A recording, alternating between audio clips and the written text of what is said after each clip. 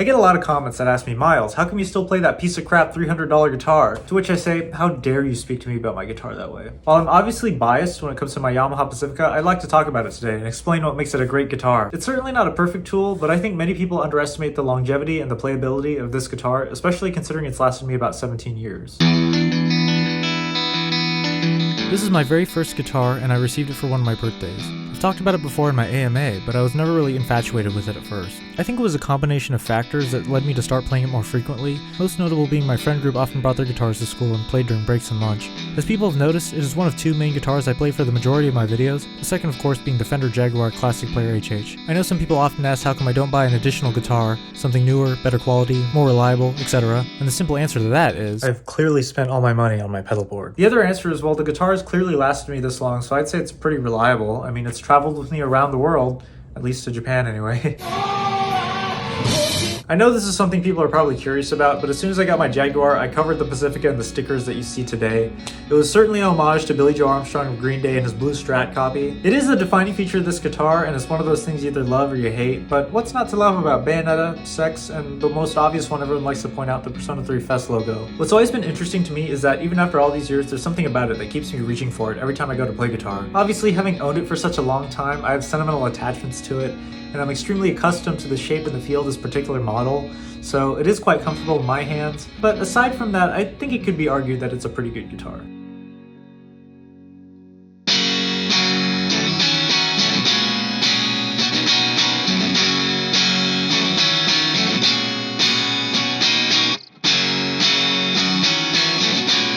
Believe it or not, this is one of the best feeling guitars I've ever played. One thing Yamaha is exceedingly great at is they always deliver a quality product that feels great, even when it comes to their cheaper instruments. There's no sharp edges on the frets or any underlying problems with how the body and neck were milled. It feels like a good quality instrument in terms of basic feel. And the same goes for comfort. Again, having played it for years, I'm very comfortable with the shape and the feel of the instrument, but the cutaways make it feel really nice and it still just feels great in your hands. HSS guitars are pretty solid in my book, just because of their usefulness and beefiness of a bridge humbucker, but I love having the option of coil tap because you never know when it comes in handy. One of the more notable features that I really enjoy is its very thin neck, very well into super strat territory. It's probably part of the reason why I enjoy playing it with a bit of speed, because it's so thin with a very smooth finish. I think my own technique and style is partly integrated into the feel and playability of this guitar, just from years of playing it. One of my most popular tracks, Manic, is a great example of this.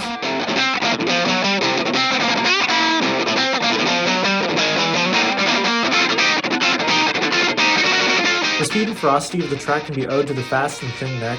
I don't think I would have got the same result with my Jaguar simply because the neck on that guitar feels like peanut butter since it has some kind of finish. Heaven smiles upon me. There are of course limitations with a cheap guitar such as this, even things I can't deny. The stock hardware is certainly a bit on the cheaper side, not as bad as a lower end Pacifica or even some Squiers, but certainly needed to be upgraded once I had the opportunity. The tuners and the bridge especially. Even the plastic jack plate needed to be swapped out for this metal one after it began to crumble apart. The pickups aren't that special either. I think they do sound a bit cheap, however, since most of my main tone comes from my pedals. For years I never really felt like I needed to replace the pickups.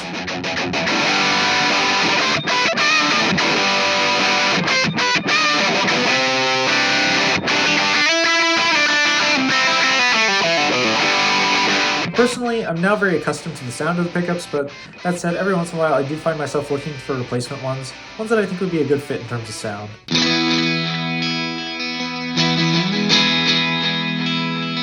This guitar has had a few things done here and there to keep it a functioning, solid piece of machinery. The first mod done to it was this Wilkinson bridge, which replaced the old one after I snapped the whammy bar off inside the guitar. I remember thinking it was funny when I saw the new whammy bar and how it would now be impossible for me to make the same mistake again, since the new bar could just slide in and out with ease. I think the guys at the shop probably had me in mind when they selected it. The other great thing about this bridge is the tremolo sustain block, which is a very thick piece of metal as opposed to the original one, which was much thinner to cut costs, I assume. The tuning machines have also been replaced, as the old ones simply fell apart due to age. These new ones are Goto's, which is a very known and reliable brand of guitar hardware. They had to drill into the back of the headstock to install these, but the upgrade was considerable if we compare them to the original ones, so I could care less. Aside from these few things, the guitar is still stock and it plays like a dream. As far as feature mods for this guitar goes, I'd like to replace the nut with something better, the pickups of course, and maybe even the electronics.